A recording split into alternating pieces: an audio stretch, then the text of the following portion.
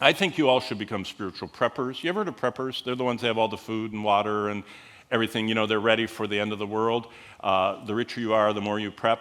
Jesus said, make a choice to stop fearing. That's what we need to do. Do not fear any of those things which you're about to suffer. He didn't say you're not going to suffer. He said you're going to suffer. Don't fear them.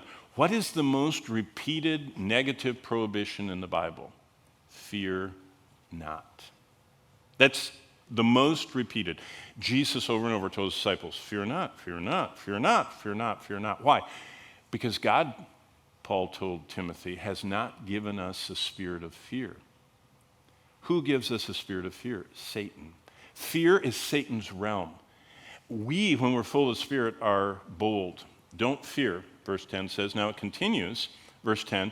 Indeed, the devil is about to throw some of you into prison, and you will be tested, and you'll have tribulation 10 days. Be faithful until death, and I'll give you the crown of life. You notice the 10-day part? Look at the line.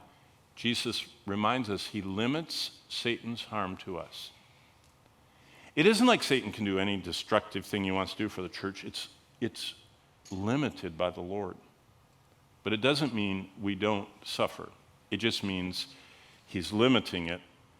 And he says, I have something better on the other side. If you're faithful unto death, you'll get the crown of life.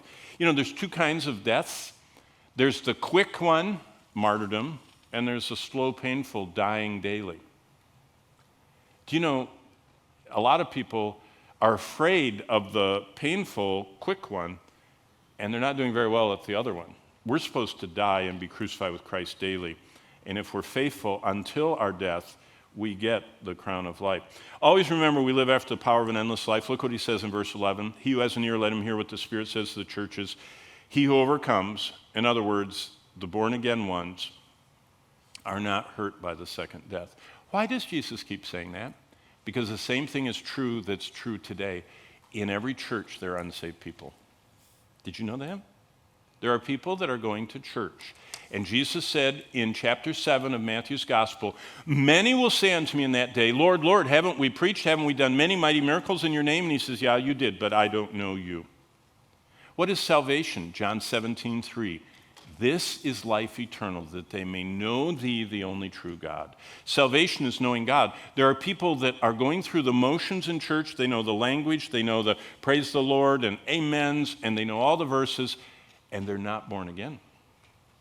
Jesus said that. I would never say that. That's an awful thing to say. Jesus said that, and that's why he's saying here, you better make sure you're an overcomer. You better make sure you're born again. You better make sure you have the new heart. So the bottom line for us to learn is, Smyrna, life is camping. We're only here temporarily. It's uncomfortable. It's easier to be attacked by the bears in a tent than in your house. We are very fragile, but heaven is our home.